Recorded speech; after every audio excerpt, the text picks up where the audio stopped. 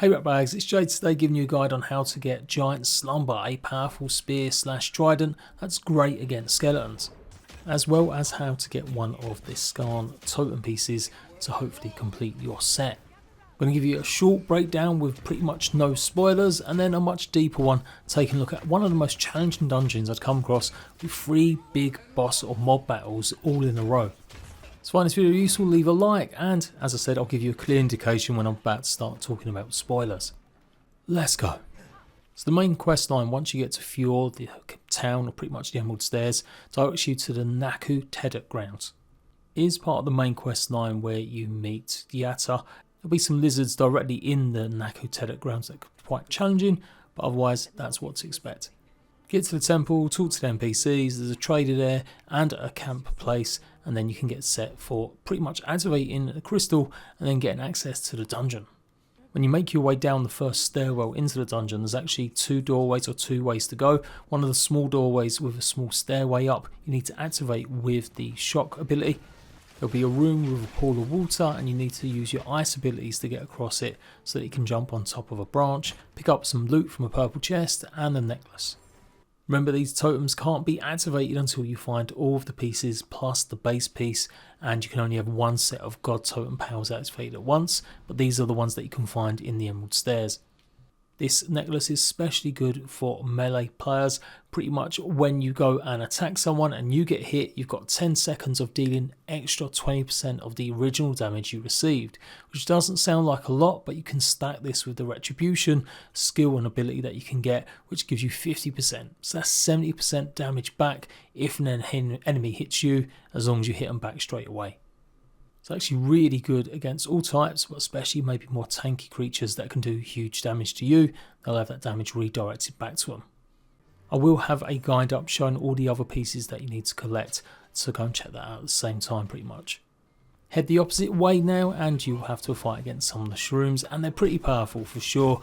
Level 3 exceptional plus rank 2. And I was definitely not equipped as they had 3 skulls above them, hence why this fight is pretty tough. So yeah, big opinion here, I don't think this dungeon is particularly balanced well. You have 3 major fights with different mobs. You don't really have anywhere to kind of just cool off other than just using the map to fast travel and come back and then make your way all the way through the dungeon again. Doesn't maybe give enough of a good job warning you that it's actually going to be really high level creatures in here too. I think the general idea is you're meant to have completed most of the Emerald Stairs before you've activated or come through here. But I'd kind of rushed one of the previous missions to go and get a heart from an enemy. I won't say much more than that. And that was pretty much it. So yes, my own fault maybe for being under-leveled. But again, there's not much warning that you're going to encounter exceptional enemies in here. Plus a mix of shrooms, lizards and the undead. So absolutely make sure your gear is at least all upgraded to fine level. And if you picked up any exceptional pieces, obviously even better. That's going to be this level that it should be. After this, you got a corridor with the water that will do damage to you if you set foot in it, and you've obviously got this flame area that you should be able to get through to pretty much go and get some extra loot. You can use a ring of ice to go ahead and get through this place safely, or just make sure you bring a lot of the ice grenades and not the fire ones. And then you come to a large chamber, and this is where you're going to have probably the toughest boss fight out of all of them.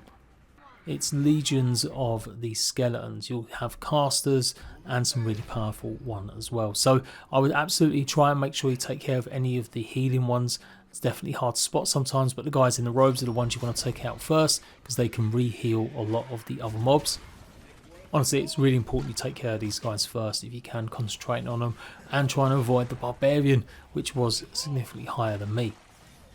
I streamed this section and honestly I timed it. It took me 6 minutes to finish this fight because more of the skeletons would spawn and more of the casters. So use the full length of the arena, try and give yourself some space and separate some of them a little bit. Hopefully you've come across a few of these skeletons now. You realise that any kind of poison damage is pretty much impossible to use. Ice works really well and freezing them in place, and then charging at them or using a heavy attack to maybe shatter them into a million pieces. And yeah, just make sure you've got plenty of heals to take on these barbarians. There is a trinket that you can get that is accessory like a bell that gives you 5% damage reduction against vessels, But yeah, I wouldn't say it's something you'd be using all the time, but if you happen to have come across it, then that might be something worth keeping. So once they're all dead and you're picking up their ashes and bones, then you can go to the next section. Go through the doors, follow the stairway down to this part where you got the water falling. And yep, you're going to have to look out for more shock damage that might electrocute you. So again, use your abilities with either ice or some way to get across. Use a shock ability or shock grenade again on this. And don't miss out on this explodable wall here with a grenade for another small loot chest. Make your way through, you'll be in another large chamber with the actual spear or trident giant slumber sitting in this body, and of course as soon as you pull it out, that's when more mobs are going to spawn. So as shown off, the spear is good against the undead, but not necessarily shadows or some of the wraiths. I think it literally is only maybe the skeletons. But once again, I was fighting for my life taking these guys on. They was a lot more tougher than some of the other spectres I'd come across in the early game. Especially look out for the large area effect damage they do when they're pretty much close to dying. Not to mention there will be a few calamity blights that will spawn as well, and these guys are pretty tough too. You can hear the clanging sound because my spells were just so under leveled compared to these guys. And look out especially for skeleton rangers, as they can be pretty annoying hitting you from far. You'll be wondering exactly who is actually hitting you. The spear itself is fine quality. You'll find it does 64 physical damage, 48 stun, 13 stamina cost and 6% critical hit chance. Power attacks will deal moderate stun and 20% damage against vessels. That's quite a lot. Now vessels doesn't include any of the spectres, I do believe, only the actual skeletons themselves. So you decide how much mileage you're going to get from it. If you go ahead and enchant it even further, then you get an additional power attack that pretty much does higher stun and 10% higher critical chance. Or you can choose the other option where a successful parry gives you 10% move speed and 20% dodge distance for 20 seconds. Another small stairway leading to a next chamber, but don't forget this small chest here on the balcony alcove. Keep making way down and you'll come to a doorway where you see some funkiness going on with the lizards and the shrooms having a bit of a party, worshipping this large crystal, aka an Ardra. So this is a named boss, Celia, and yeah, I reckon this might actually be one of the bounties or tied to it, because one of the bounties did get completed when I finished off this dungeon. Or maybe that's just part of something I'm going to talk about. And yeah, pretty tough, 3 skulls, exceptional level, rank 3, as tough as they can get. Ice powers are not as good, nor is poison for dealing with this one, as it will be technically a shroom. I would focus on getting rid of the lizards first and some of the other little minor spoilings, before then trying to take on Sylar. Make sure you've got plenty of the fire grenades equipped as well, because you have some of the Delegons actually spawn as well, making this even tougher. The Scourges are no joke. Fire damage is really good for them though. If you've picked up the stealth ability that allows you to pretty much go invisible, I highly recommend you use that to full effect here. As you can see, Sylar does replenish its health quite a lot and quite rapidly too. Magic just isn't maybe the one here unless it is fire damage. You want bleed and lots of big powerful attacks maybe from a melee weapon. And yeah, the minute you stop really attacking it, it will heal itself. That's why you're better off leaving this guy to the very end so you can concentrate fully on him. But eventually I whittled him down. It still wasn't the toughest fight. It definitely was the skeletons that I encountered earlier. That was the one that was the longest at least. But finally dead. And now's the big spoiler part. I've told you, explained what the weapon is, how to get the necklace, and what to expect maybe that some of the missions might be a bit balked or finished. So just fair warning without spoiling anything, but at this stage you could just leave and come back later when you've decided to finish off any of the side quests that you might have picked up from Fuel. For me, one of the side quests, the Steel Resolve missions, got cancelled after I touched this crystal. I am going to dive into it more with spoilers now pretty much, so thanks a lot for watching. If you don't want to know, you've got the crucial information, and yeah, you can come back and watch the rest of this video after you've touched the crystal yourself, but be warned, like I said, try and finish off any side quests from the major town in Emerald Stairs first. So first off, what the hell is this? Not gonna lie, up until this point I thought Avowed was pretty gorgeous, everything was nice, the enemies are kind of liked and enjoyed, but this made me chuckle a little bit. It just felt a bit derpy.